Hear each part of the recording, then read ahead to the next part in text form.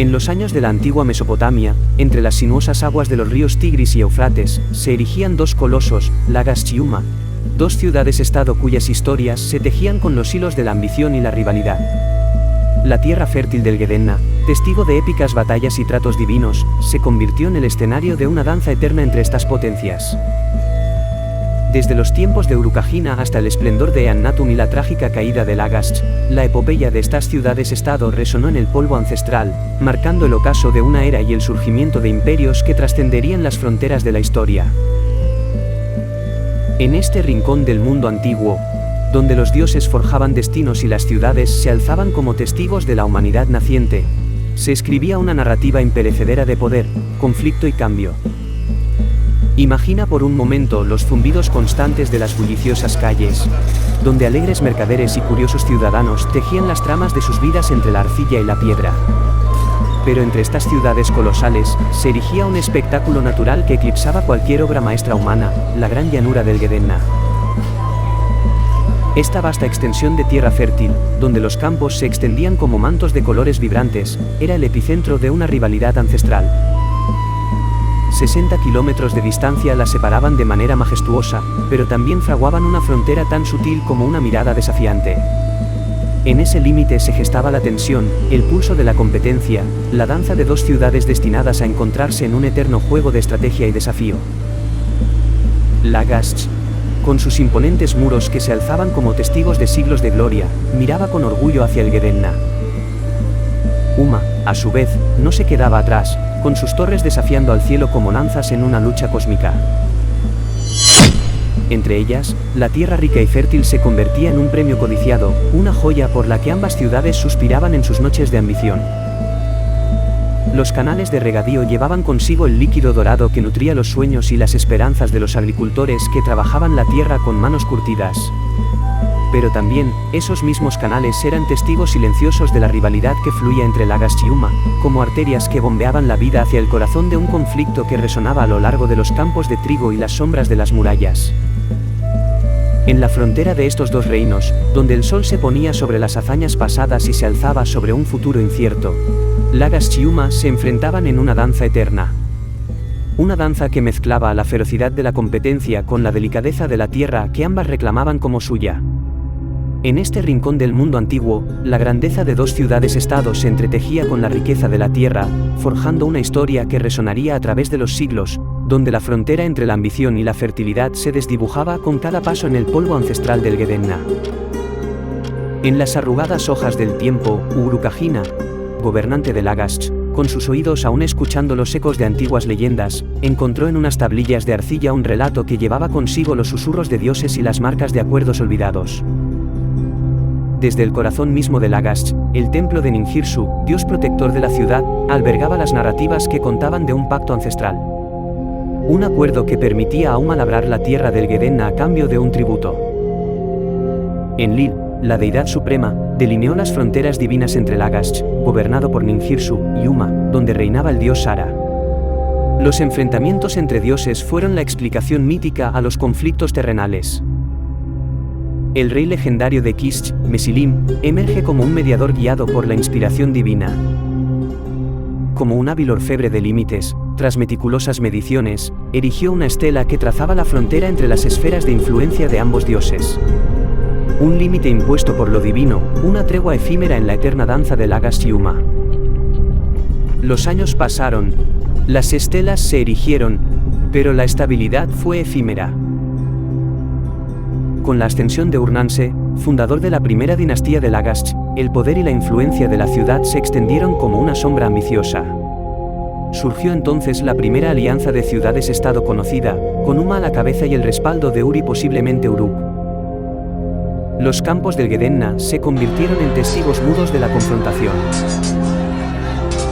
Lagash, bajo la férula de Urnanse, se alzó victoriosa en una batalla que resonaría a través de los siglos.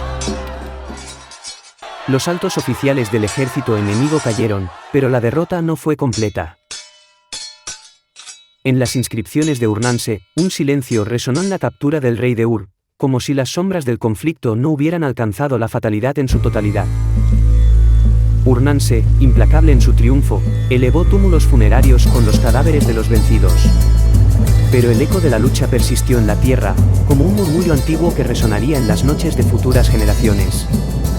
Y así, el Gedenna, con sus campos fértiles y su historia marcada por la pluma divina, se convirtió en el epicentro de una rivalidad que persistiría durante largo tiempo.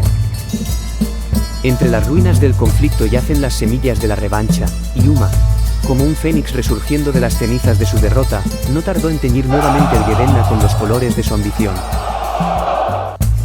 Bajo el estandarte de un nuevo líder, el rey Us, Uma marchó audazmente hacia la llanura disputada, reclamando con fuerza lo que una vez fue suyo. Sin embargo, la sombra de Eannatum, y el nuevo monarca de Lagash, se cernía sobre la tierra como un presagio de tormenta. Las proezas bélicas de este rey se inmortalizaron en la Estela de los Buitres, una epopeya tallada en piedra que narraba la historia del enfrentamiento divino entre Lagash y Uma. Ninjirsu, irritado por la hostilidad de Uma, engendró al gigante Eannatum, cuyas hazañas resonarían en la arcilla de la historia. Amamantado por la diosa Ninursak, el joven rey tuvo un sueño revelador donde el dios Ninjirsu le prometía una victoria indomable sobre su enemigo secular. El dios auguró que millares de cadáveres enemigos alcanzarían la base del cielo, y así, imbuido por esta visión, Eannatum se lanzó a la batalla. En 2 confrontaciones consecutivas, el estrépito de la guerra retumbó en la llanura del Gedenna. Aunque Eannatum fue herido por una flecha en el fragor del combate, no se rindió. Derrotó al rey de Uma, restauró el honor de Lagash y reclamó la llanura en disputa. Como testamento de su triunfo, amontonó los cuerpos de los vencidos formando túmulos, señales de la magnitud de su victoria. Esta vez, el rey de Uma no halló la muerte en el campo de batalla. Fue capturado y obligado a pronunciar humillantes juramentos ante los dioses. Se comprometió a usar los campos de la llanura solo a cambio de un tributo de grano, a respetar las fronteras marcadas por estelas divinas y a no alterar los canales de irrigación. En la sombra de esta derrota, Eannatum erigió la majestuosa estela de los buitres, un monumento a su éxito y a la supremacía de Lagash. La victoria de Eannatum no se limitó a la llanura, se extendió como una marea de poder y prestigio por todo Sumer. Lagash, bajo su liderazgo, se alzó como una gran potencia, cuyos ecos de temor y respeto reverberaron a través de las tierras bañadas por los ríos Tigris y Éufrates. Y así, en la saga interminable de Lagash y Uma, un nuevo capítulo se escribía con la tinta de la conquista y la gloria. La sucesión en Lagash trajo consigo sombras aún más oscuras. Eannatum, y hermano de Eannatum, ascendió al trono y con él resurgieron los conflictos con Uma. Lejos de acatar los juramentos ante los dioses, el soberano de Uma se sumió en la desobediencia, acumulando una deuda exorbitante por el uso del Gedenna. Privó a los canales de agua, desgarró y quemó las estelas divinas que marcaban la frontera, y profanó los santuarios de los dioses de Lagash. El destino, implacable, llevó a Eannatum a un enfrentamiento inevitable. Sin embargo, esta vez la balanza se inclinó en su contra. Eannatum fue herido, quizás de manera fatal, y en ese instante crítico, su hijo Enmetena surgió como la última esperanza de Lagash. Fue él quien derrotó y puso fin a la vida del monarca enemigo, cerrando así un capítulo turbulento en la epopeya de Lagash y Uma. Mientras estas ciudades-estados se sumían en su propio conflicto, un nuevo poder emergía en el horizonte, el reino de Uruk. Consolidando su autoridad y estrechando lazos con Uma, Uruk se alzó como una fuerza imparable. La primera dinastía de Lagash, que había alcanzado su apogeo bajo Eannatum, llegó a su fin. Urukagina, su último soberano, ascendió al trono de forma ilegítima, rompiendo los lazos de sangre que habían sustentado la sucesión dinástica. La posición de Urukagina era precaria. Enfrentando no solo la crisis con Uma y sus aliados, sino también una situación social explosiva, respondió con un acto revolucionario, el primer edicto de reforma social de la historia. Implementó medidas administrativas para frenar los abusos de poder y proclamó la condonación de deudas para los ciudadanos privados de libertad. Sin embargo, estas reformas no fueron más que un suspiro en el viento de cambio. Mientras Lagash y Uma se consumían en sus conflictos, el caudillo temido por Urukagina emergió en la figura de Lugalzagesi. Las redes comerciales crecientes y la interdependencia de los sistemas de irrigación exigían una colaboración que las ciudades-estado no podían proporcionar. Uruk y Uma, en su lucha interna, no fueron rival para la fuerza unificadora de Lugalzagesi. Este caudillo invadió Lagash, destruyó sus santuarios y devastó su territorio. A pesar de las maldiciones lanzadas por Urukagina, la mano de Lugalzagesi no vaciló.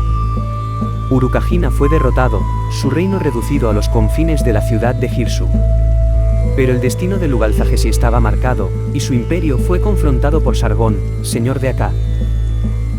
Sargón, con su poder avasallador, derrotó a Lugalzagesi y exhibió al derrotado en las puertas del templo de Enlil. Este acto simbolizó el fin de la era gloriosa de la ciudad-estado y el nacimiento de un nuevo orden, el imperio. En el umbral de esta nueva era, Sargón se alzó como su primer emblema, trazando un nuevo capítulo en la historia de Mesopotamia y marcando el ocaso de las ciudades-estado en el horizonte de un mundo que se reconfiguraba.